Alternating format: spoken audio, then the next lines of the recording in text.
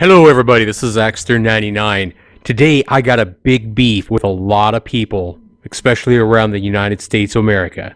Big beef. Now, we've watched the Carolina Panthers dominate through the playoffs so far. Yesterday, knocking out the Arizona Cardinals with a whopping score of 49-15. I mean, this game wasn't even close, and Cam Newton was on fire. The Carolina defense played great.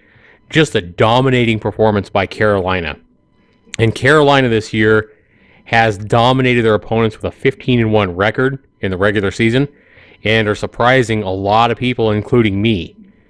And now, just like with all the New England Patriots fans last year, all that had been New England Patriots fans all their life because they won the Super Bowl, and especially the year before that. Remember a couple of years ago in 2013, the 2013 season, and 2014 when Seattle beat Denver I think it was 43-8. Remember how many Seahawk fans there were around the country? Everybody had been a Seahawk fan. Everybody wearing Seahawk shirts. Well, about October of this year, we started seeing that with Carolina. Everybody started going out and buying those jerseys. Everybody started going out and, buying the Carolina t-shirts, and everybody's been saying stuff like, "Oh, I've been a Carolina fan all my life." And they're lying, because they'll say stuff you'll question them, and they'll say "Man, don't question me. I've been a Carolina fan since 1973, or I've been a Carolina fan since 1987." And you just look at them. They didn't even come up with Carolina Panthers or decide to actually put them in the NFL until I think it was October or November of '93. The Carolina Panthers didn't play a game until the 1995 season. So anybody that says they're a Carolina Panther fan that tells you they've been a fan of the Panthers since the 80s, right away they're lying. Right away 90% of these people are lying anyway. I always think it's funny. It's the same people every year that are wearing a different jersey. Seattle Seahawks, Denver Broncos, New England Patriots, and then this year the Carolina Panthers. It's so cheesy. And I'm calling all you fans out. Not you 10% or 15% of the Carolina Panthers that are true diehard fans and, have legitimately been with them through their rainy days.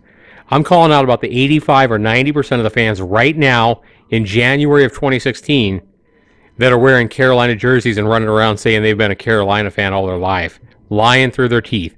I'm calling you guys all out. To call yourself a sports fan, when you do that, when you're such a bandwagoner, means you're not a sports fan at all. Means you don't know anything and you don't have real passion for the sport.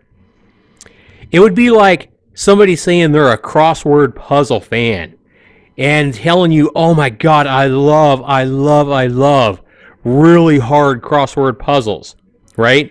Maybe a friend of yours, maybe you meet a friend and they sit there and tell you all the time about how they love crossword puzzles.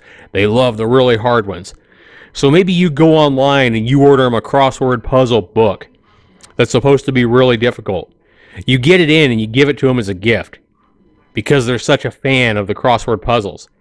And then you look at them and you watch them, around the corner where they're not looking, and you see them going to the back and putting all the answers in from the back where the answers are.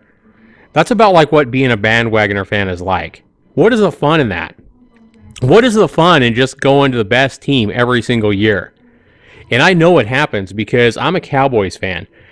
Since I was 6 years old and I got into football, I've been a Dallas Cowboys fan for 37 years now. 37 years as a Cowboys fan. I've been through them with the thick and the thin, the 1-15 seasons all the way up until the Super Bowl years, and I got a true story, and it's amazing, but it's a true story. Now, I grew up here in Idaho, and at 6 years old, like my grandfather and my father, I became a Cowboys fan because we used to live in Texas. Well, when the Cowboys sucked towards the end of the Tom Landry era, and Jerry Jones bought the team in 1989, I remember that. February of 89 was when Jerry Jones went in and paid $140 million for the Dallas Cowboys.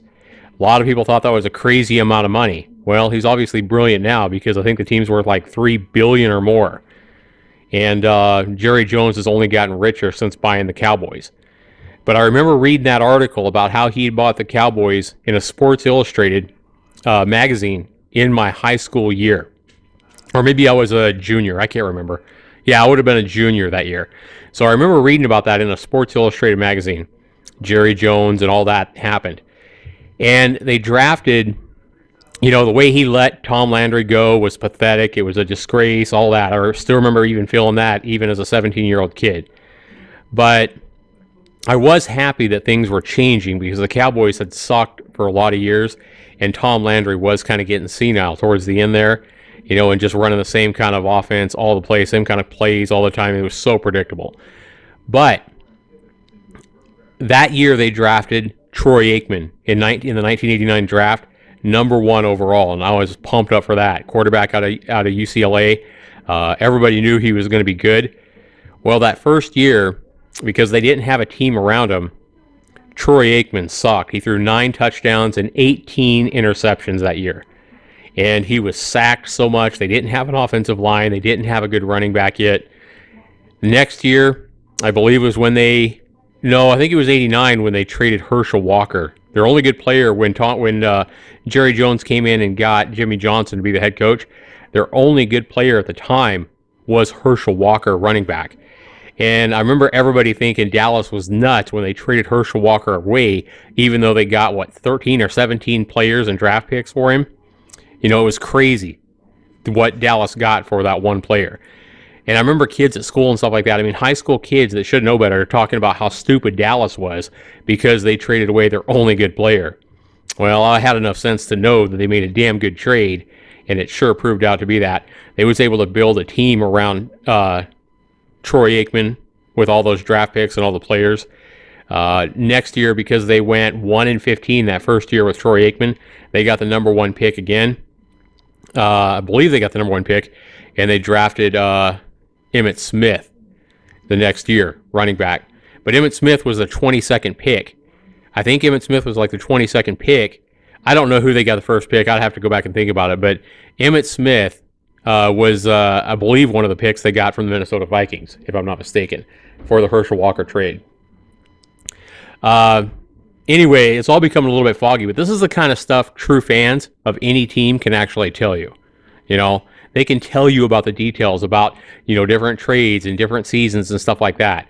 But the story hasn't even come up yet that I want to tell you guys. So the second season, after Jimmy Johnson came in and getting Troy Aikman and everything like that, Troy Aikman started out the season a lot better, going 7-7, and then he got hurt for the last 2 games. And they could have made the playoffs, but Babe Laufenberg was their quarterback, and he sucked miserably. And basically, Babe cost them the game. They didn't win. They didn't go to the playoffs. That's fine. They ended up going up 7-9. Didn't make the playoffs. But during that season, during that 1990 season, people could see Dallas was starting to put it together. They were starting to get hot. People could see it. And everybody started changing from the Cowboys being a laughingstock to being a respectable team. Not here in Idaho yet. I'm in Idaho. I grew up in a small town.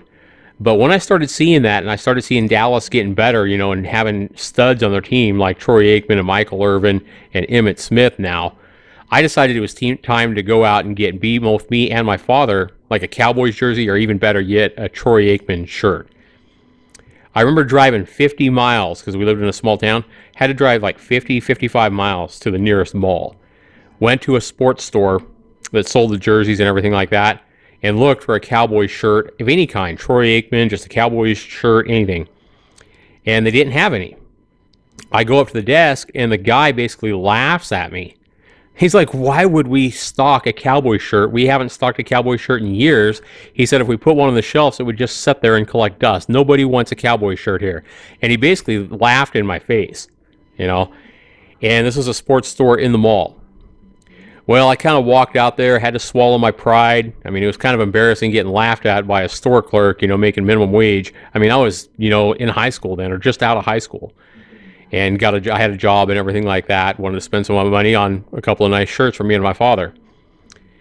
Very next year, after the Cowboys on their 3rd year were dominating, I think it was even towards the end of the year, I went back to that same store not even a year later, and again asked for a Cowboys shirt. The very same store, not even, I don't even think it was 6 months later, because I think I went there initially in the summer, and then I went again there once the Cowboys are proven that they were a dominant team during that 1991 season.